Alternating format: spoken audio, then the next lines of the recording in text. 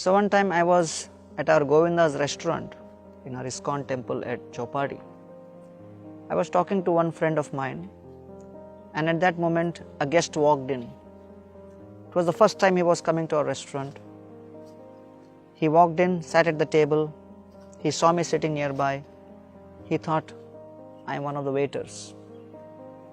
He called to me and said, "Can I get dosa?" I said, "Sure." I went in, gave an order. In the meantime, the actual waiter, he came, and then he went to this man and said, "You have an order, sir?" He said, "Oh, I already gave the order. I saw this person in saffron, I thought he's the waiter." So the waiter said, "Oh, he's not a waiter, he's a preacher of Gita." So this customer said, "Oh, I am very interested in Gita. Tell him to sit and speak Gita to me." So the waiter came and requested me that the gentleman wants to hear Gita. So I sat across the table, the dosa came, he started eating, and as he was eating, I was speaking the essence of the Gita. And I said, the Gita says that suffering means to not get what I want and to get what I don't want.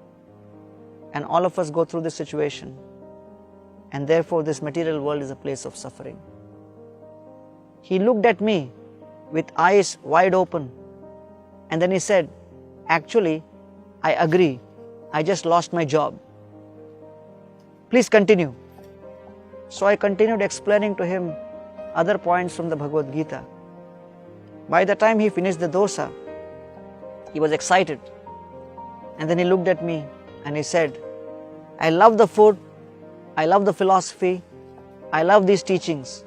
Tell me what I should do." And I said, "Why don't you begin practicing mantra yoga?" And I gave him the beads and requested him to chant.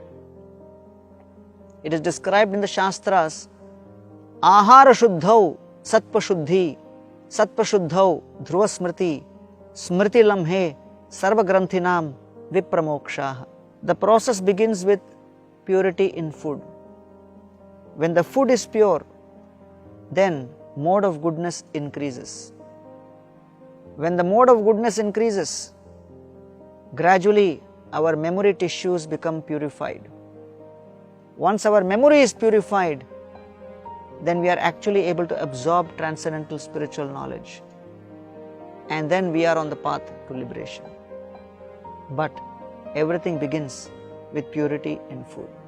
In the Bhagavad Gita, Krishna gives us the path to have this pure food by offering whatever we wish to eat first to the Lord as a mark of respect and gratitude for what we have received from Him.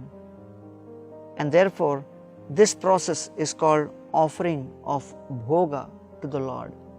And what comes out as a result is called prasad. And when we honor that prasadam, then we are purified internally as well as externally.